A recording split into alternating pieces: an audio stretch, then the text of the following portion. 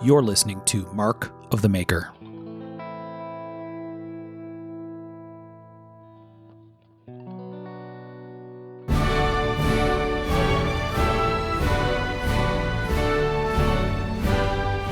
This is very festive, Sean. Indeed it is. Ladies and gentlemen, it's a great day.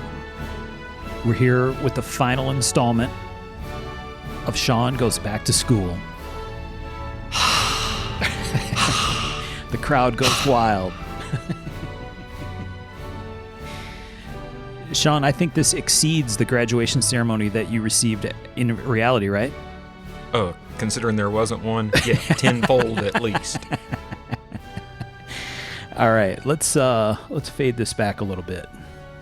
All right, so this is another Minisode, just Sean Kendrick and I. Want to say hello to the kids at home, Sean? Hey, folks. And it's very studiously said, I must say. This is the final Minisode of Sean's Back to School series. I think this makes us part 6. Look at that riffing at the end.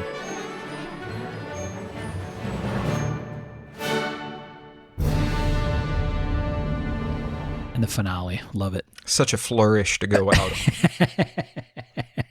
Yes, for sure. Sean went back to school. This is past tense. Yeah. How does it feel? Man, actually a little overwhelming because, like, I'm sitting here like, well, what should I be doing now? I don't know what to do with my hands. Yeah, exactly. I don't know what the hell to do. I'm like, I got all this learning in my big brain and it's just getting stagnant. Yes. No, it might be. I don't know. This might not be the final installment. We might have to do Back to School 2 if you go back and do something else. I don't know that that's going to happen. I would have to take more math classes, and nobody wants to see that around these parts. They call that optimism, my friend. What? Ain't nobody got time for that. That's right. I'm a realist, man. All right, so let's do this wrap up on the whole Back to School series. Maybe we'll do a little synopsis, Sean. You want to kind of works for me. Why don't you remind everybody what the name of the program was that you went through, and then maybe you can walk us through the courses and stuff. All right. Well, I got my degree in computerized manufacturing. I also got a certificate as a certified manual machinist and a certificate as a certified CNC machinist. And, at this point, I can't remember all of the courses I've taken, but my final 3 courses were Advanced Industrial Machining, Advanced Programming and Setup, and then a course called Practicum, which was kind of our own final project. We got to choose what it was. Okay. I thought you were going to say, I can't recall all of the accolades I've received over my time in academia. Well, yeah, because it's all bullshit. Don't let it take up room in my head. All right, so those were the last 3. So why don't you talk about what those were and what you did as part of them? Okay, so Advanced Industrial Machining, it's pretty self-explanatory. You're doing machining, it's more advanced parts, you're using more advanced tools, and the tolerances are tighter. It's just everything's a little tougher. Yeah, makes sense.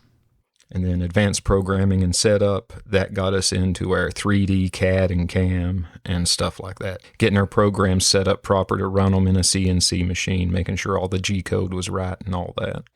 Okay. And then the practicum, once again, that's our final project. You get to choose what you want to make, and then you make it and present it to your instructor.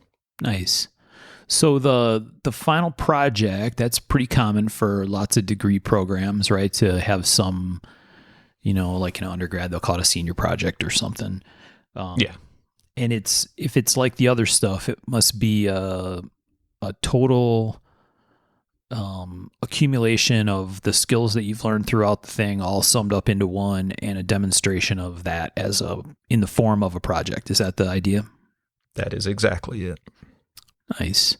So did you have to submit your proposal for the project up front and stuff like that to get agreement that, yeah, this is the right kind of scope for what I'm going to do? Or It wasn't quite that formal. okay. It was just like Kenny, our instructor, for the practice. He's just like, let me know what you're going to be working on, okay?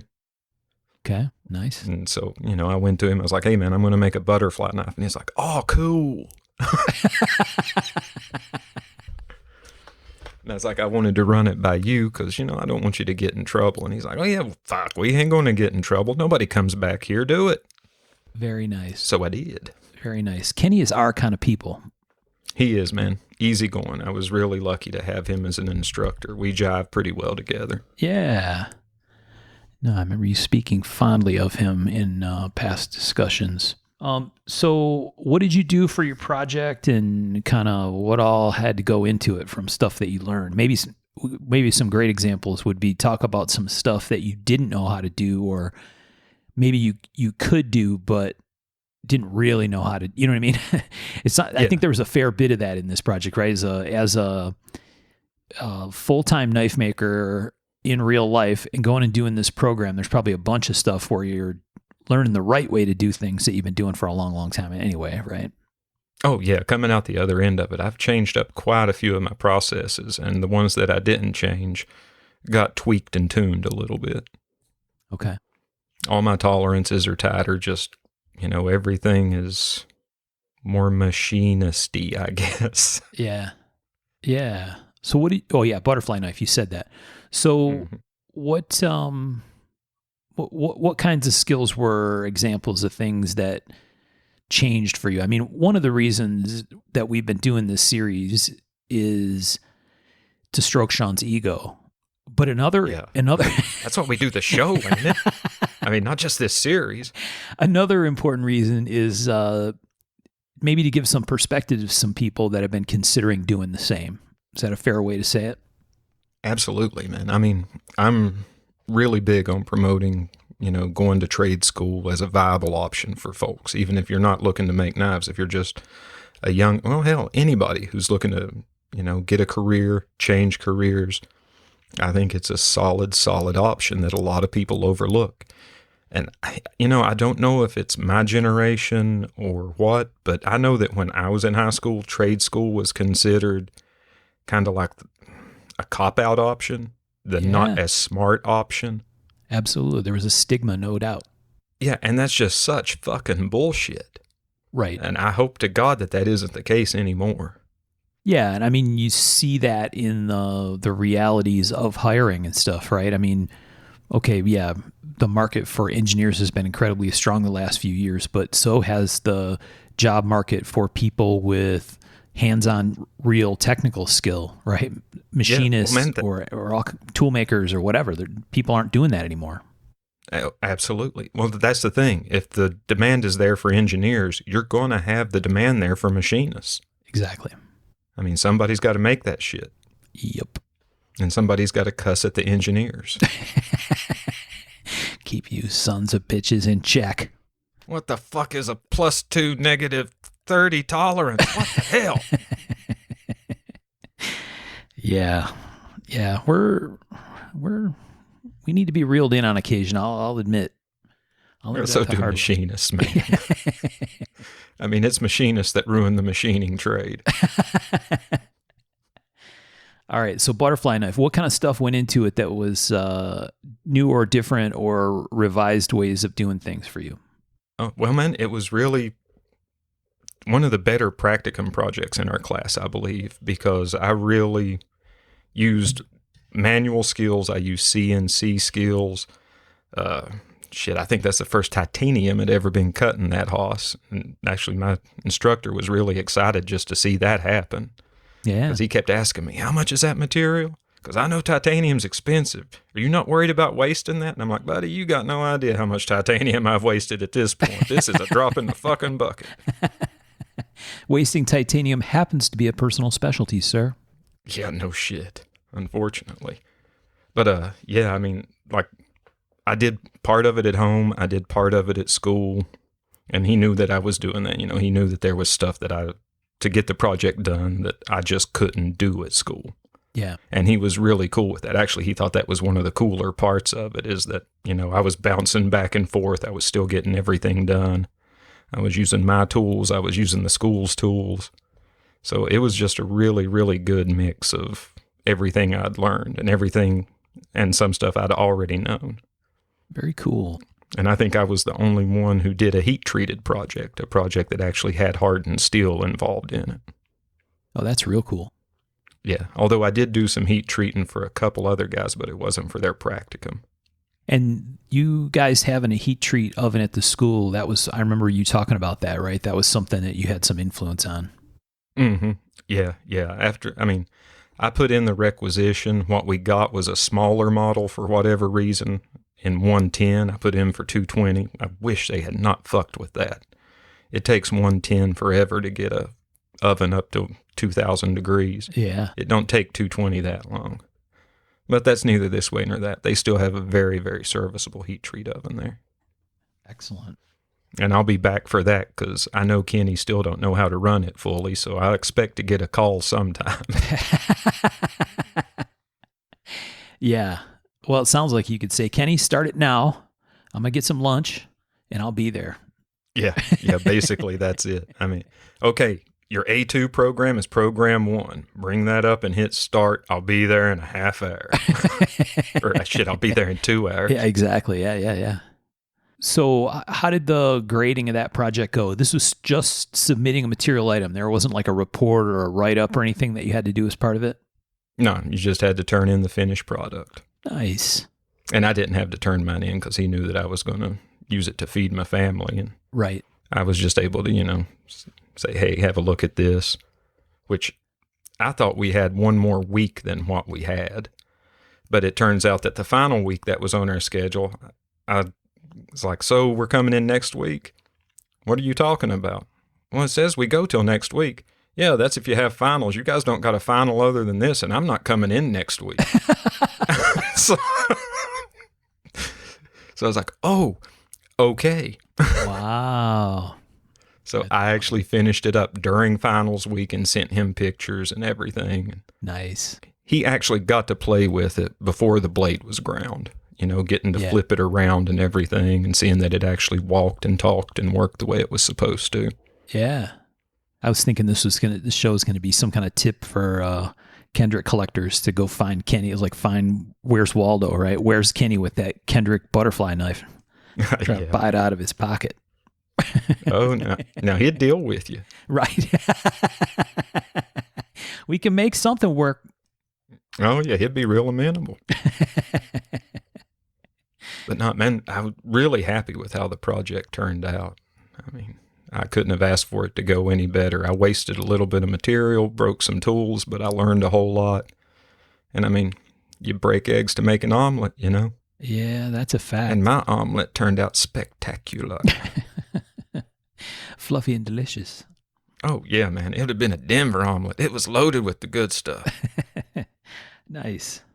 I cut the living shit out of myself with it. Oh, I remember. Did you post a picture about that or a video or something? I put up a video. Well, first I put up the video when I wasn't bleeding, and then I just kept watching the video and laughing, and I was like, I got to put this up. And I put up the video where I finish flipping it around, and I turn it in my hand, and then you can see blood just running out of my fucking middle finger. Yeah. And, to me, that's hilarious. I was like, you fucking dipshit. Yeah, cut it to the bone. One of those things where this is what people think I do, right? You're looking like some kind of flipping wizard, and then here's what I actually do, and it's cut the hell out of yourself. Oh, dude, I wish it had showed on the video because there was actually blood slinging off of my fucking finger while I was doing it. We got some cool friends that make some super cool ballad songs, but that's the key reason I've never bought one. I guaranteed will hack myself up, and I just don't want to. And let's see, I think I've got, of the really bad permanent scars I've got on my hands, 3 are from butterfly knives. Oh, yeah. Ouch. And the other 2 are from zero grinds. There you go. And the worst one I've got is actually from a zero grind. And that was stupidity. A good zero grind does not fuck about.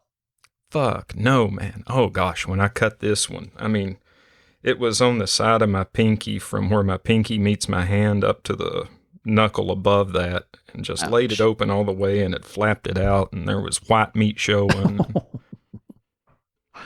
Oh, I just had dinner, dude. And I put super glue on it and got my ass back to work. Yeah, that's right. Because my mama didn't raise a bitch. Actually, it's because there was a knife show the next day that I had to have that motherfucker ready for. Right. I didn't want to bleed on the customers and all that. Yeah. Done in true knife maker fashion. Yeah.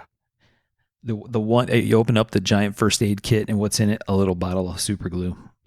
Hell yeah. All right. So a successful last term, obviously a successful final project. That's fun. And so this overall, what do you think about this whole experience? You're feeling good about it. Some of it was hard. It's supposed to be, though. What's your overall takeaway?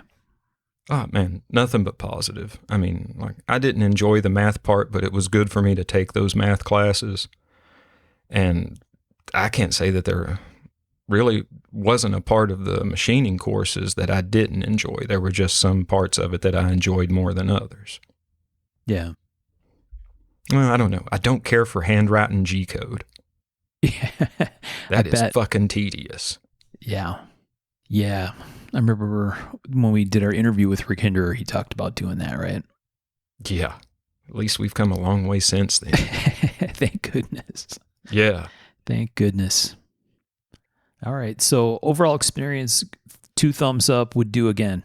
Would do again. Super positive. And I would recommend anybody who's on the fence about it to just, go ahead and do the thing. Jump in, get it done. So I know we have some listeners that have been kind of following along on this thing and kicking around the idea. I think we've actually had a few folks mention to us that after some stewing on it, that they've decided to do the same, right? Absolutely. I know at least 1 or 2 people who have. I know one who's currently working as an employed machinist. Yeah. So I don't know, like you said, I think doing the part-time school, right? Because most of us our kind of age have families and can't just like stop your job, right? And go do the school thing. Even doing it at night or something else, it seems like a pretty solid investment in what you're doing, right? Absolutely, man. I mean, it adds so many tools to your toolbox and broadens, it just puts new horizons in front of you. Yeah. If you've got any kind of gumption about you to do anything, it's going to put new horizons in front of you. Right. And I mean, and if you're a guy who's looking, you just want to get a job, it's not for some artistic fulfillment or something like that. It's a pretty solid way to do it, because last semester, I was the only guy who hadn't been placed in a job, who was, like, the other guys were coming to school, I think, for a half a day, 1 day a week. Yeah. Otherwise, they were getting course credit for where they were working. Ah, nice. Yeah, dude, it worked out awesome for me. Getting to be the only dude there, hell yeah. Right. Yeah, it's a wonder me and Kenny didn't really fuck some shit up. Sean's secret laboratory. Yep. I like it. All right. So we've been talking. There are people that definitely have listened to this and decided to do it, or probably are kicking around in their head. What kind of advice or tips or suggestions or recommendations do you have for people thinking about doing the same thing? Let's see. Don't be intimidated by it. It's not as daunting a task as what you would think or that you could possibly build up in your head. And so many times the thing that keeps us from doing stuff is the bullshit we create in our own head. That's not happened, probably ain't going to happen, but we let this boogaboo get in the back of our brain and fester, and it suddenly becomes this daunting thing that we'll never get past, and that just ain't how it is. Yeah, for sure, right? I mean, that's true for so much of what people are looking at as far as personal challenges go, right? I mean, sometimes half the battle is just starting in the first place. Yeah. I mean, the hardest part's getting the ball rolling. Eventually, it's going to hopefully go downhill. So you dabbled in university previously, right? Or at least considered it? Yeah, no, I dabbled, yes. So what was different about it this time? Was it that this was a means to an end to bolster something that you already were doing and interested in, and maybe you didn't have that same kind of direction before? Or what do you think made it work better for you at this point in your life versus when you were younger? Oh, I definitely had direction, and I know who I am at this point. I know what I wanted to do. When I went to school the first time, I switched majors. Let's see, I was in 3 semesters. I switched majors 3 times. I didn't give a shit if I went to class half the time because it just seemed, I don't know, like a waste of time most of the time to me because there was no real goal in sight. I was just taking fucking general ed prereq courses that, didn't really do anything for me. Half the time I was falling asleep in class. Yeah. Yeah. All of that early undergrad stuff, it's hard to get motivated about, right? Because it's like, these are they're important building block classes, but sometimes they don't make any sense at all until you get into the later stuff, right? Then it's like, okay, now I understand why I did that stuff.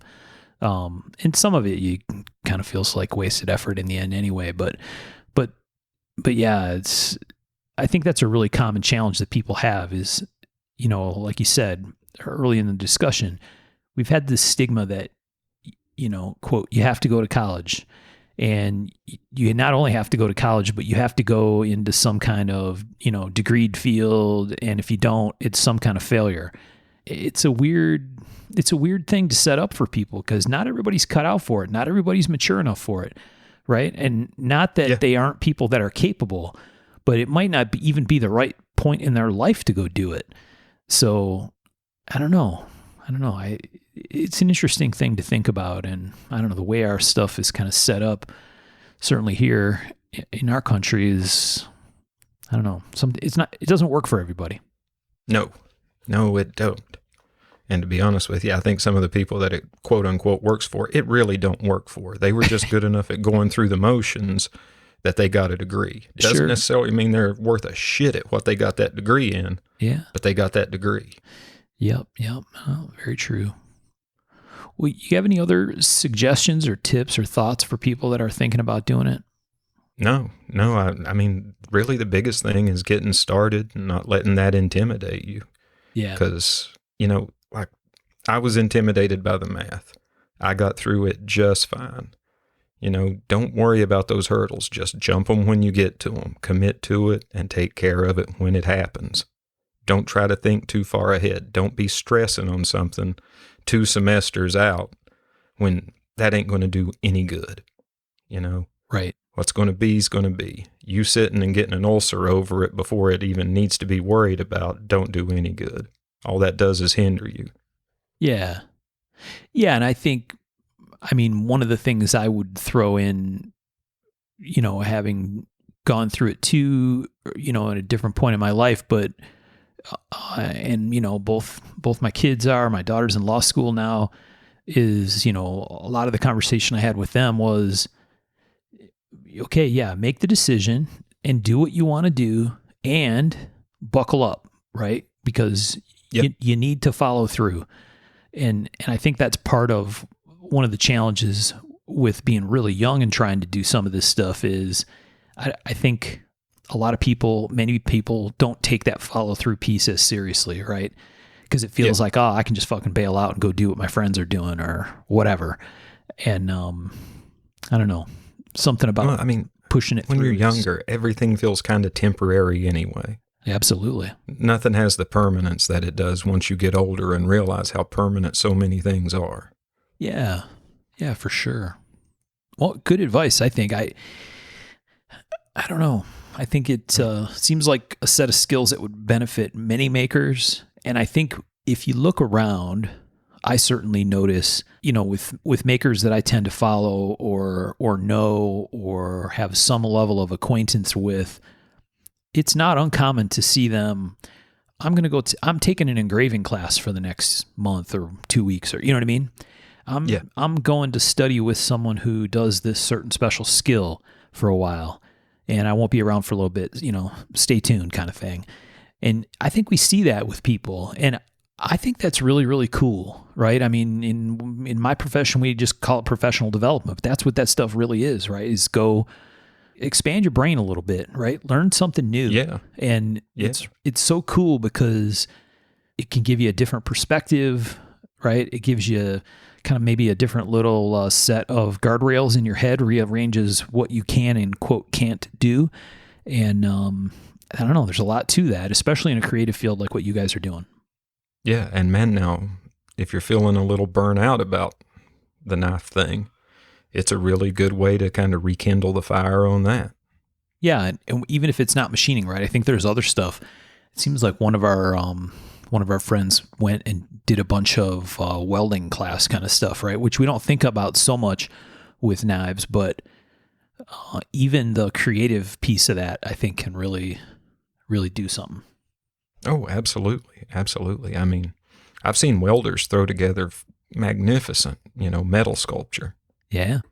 No practical application other than this is an object of art. Right. Unless you're Sal Monero welding that sneaky clip in there. Look at that guy. Yep. Sal's got the tricks. He's got all the tricks, that guy. He does. He's a tricksy one. He is a superstar. All right. He is.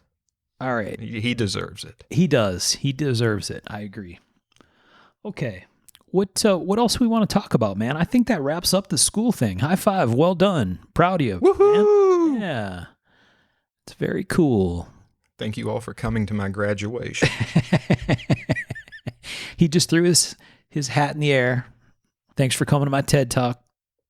If I still drank, I would go get just totally crocked.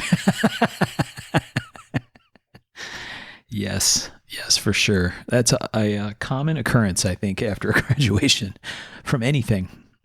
That's what I've been told. All right, so what else we want to talk about? We want to talk about some cool stuff we saw? Yeah, I saw one or two cool things. Yeah, apparently you did. You sent me one. It's pretty outstanding, and I think I might get to see this here soon. Tell us about what you saw, Sean.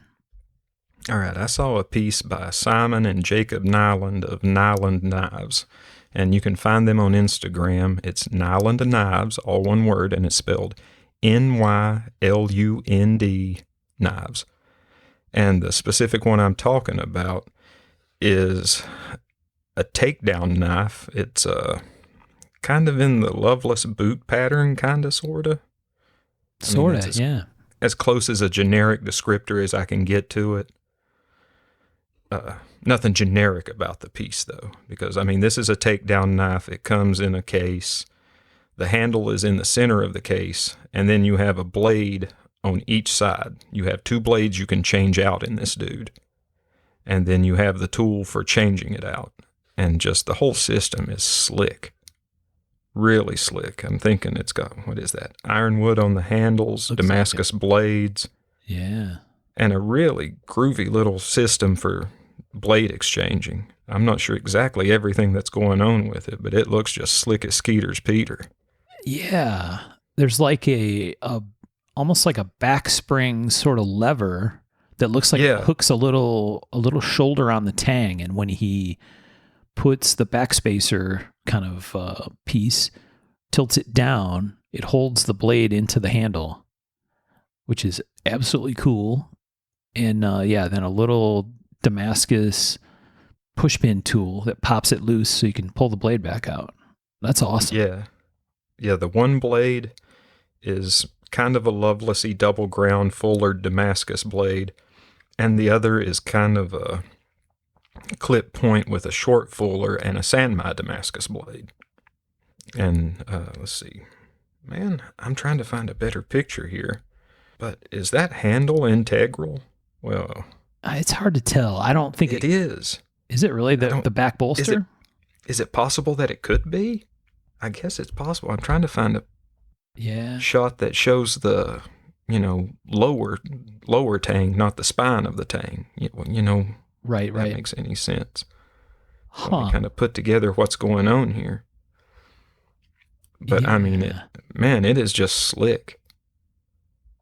Damascus bolster, Damascus butt cap. There's file work on the spine where the quote unquote tang would be. Right. Just really thoughtful piece, really well done. Damn. Yeah. So it looks like they prepped that for the Art and Metal show. Simon and Jacob Nyland. So they're from Finland. I swear I think that's one piece. It might be. Hold on, let me send you a link to this picture if I can get it up. And you tell me what you think. Yeah. Because it's disassembled before the blades were ground and before the ironwood had been put in. Let me send this to you. Ironwood. Oh, I see what you're talking about. Did you find it? Yeah. So I can see screws in the one picture inside under the handles. Yeah. Yeah, if you go back a couple of photos in the flow, there's one before the blade's etched, the Sanmai blade is etched, and then the handle, and there's screws in there. Yeah, there are.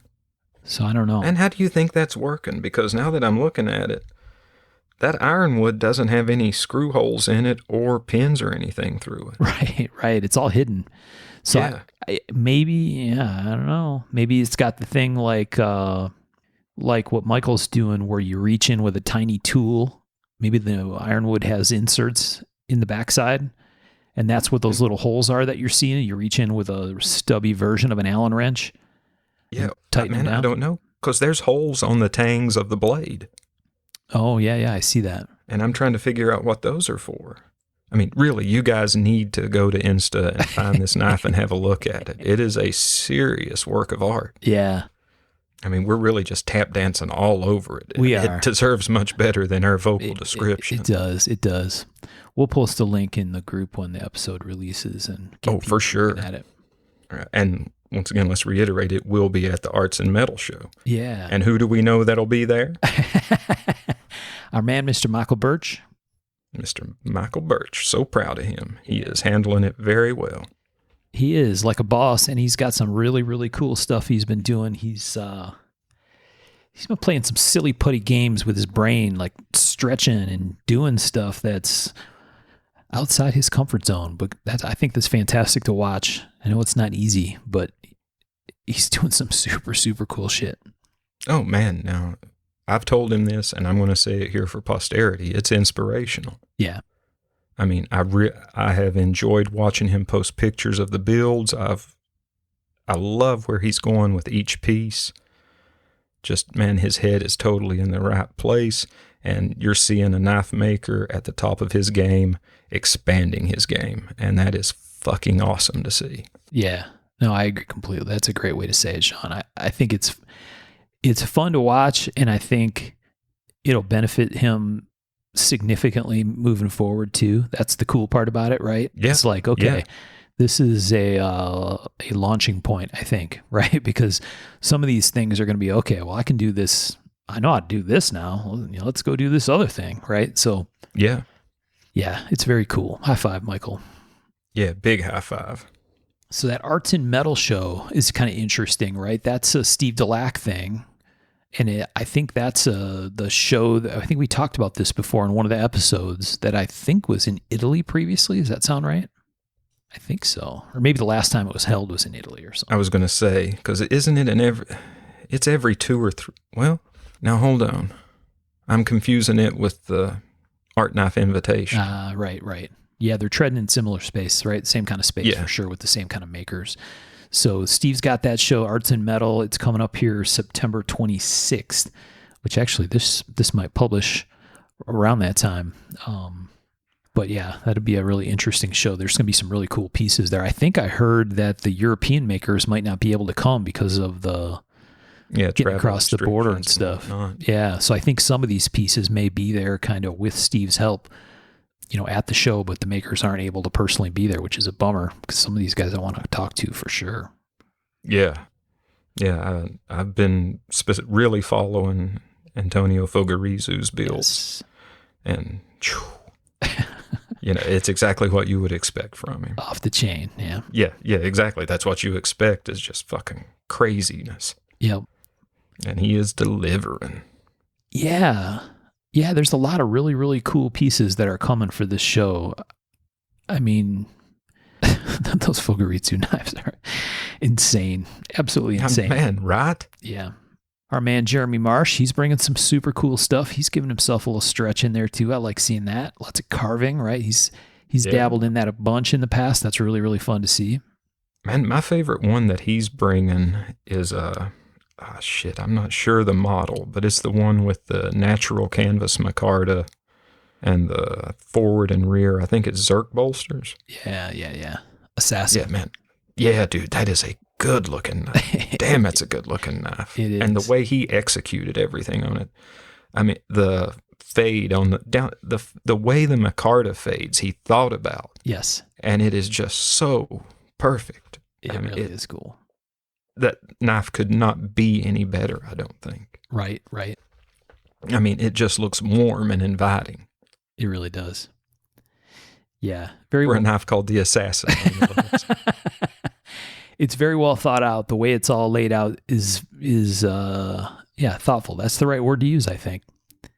Michael Walker's got some cool stuff. He's got this button lock that's really, really cool. I look forward to seeing that too. Yeah. Awesome. There's a very cool engraved lurch piece that's going to be there. So yeah, it'll be interesting. That it will. Well, I'm going to be there for that. I look forward to that. It's been a while since I've been to something, and we're going to go see Amy's folks and spend an evening or two here hanging out with some friends for that. So that'll be a good time. I'm looking forward to it. Oh, dude, that ought to be a hell of a weekend for real. Yeah. All right, my man. You got anything else you want to hit on before we wrap this thing up? Not off the top of my head. Well, we've been doing it at the beginning in the main episodes, and I forgot to up front, but high five to all of our Patreon supporters. We aren't kidding when we say you keep the show rolling, and we really appreciate you. So thanks for all of your support. If you're not part of that and would like to be, you can find it at patreon.com. Just search Mark of the Maker or patreon.com/Mark of the Maker. I think we'll get you there. We'd love to have you join us there, and we appreciate everyone's support. Facebook group is always cool. Lots of neat stuff going on in there. We've got some really nice feedback about the Tim Reeve episode from people, so that was really, really fun. We really enjoyed having Tim on with us.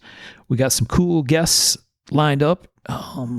They're busy with some stuff, but I think we're going to get these folks in with us to chat again. A little bit of returning guest fun and some new guests with some unique talents that we're going to talk to that I think will be super cool. And I'm looking forward to all that stuff. And let us not forget our good friend George at American Metal Exchange. Remember, if you need exotics, American Metal Exchange is your hookup. Holla. That's amxinc.com. amxinc.com. Oh, man. Like butter. Smooth like butter. Are you sure you didn't go to broadcasting school? They wish. Maybe as a professor, he said. That's right. I'll go as a consultant. I'll bring experience to the table. Damn straight. I do a podcast, you know. My name is Sean Kendrick, podcaster. I'm not sure if you've ever heard of me. Kind of a big deal. If you haven't, it's your loss, and I know that I really shouldn't pay attention to anything you have to say from here on out. Yes, that's exactly right. All right. With that, we'll say thanks, everybody, for listening. We'll catch you next time, and thanks for listening. Thank you, folks, for listening, and thank you for going on this journey with me and taking the time and giving a shit. Thank you, guys, very much.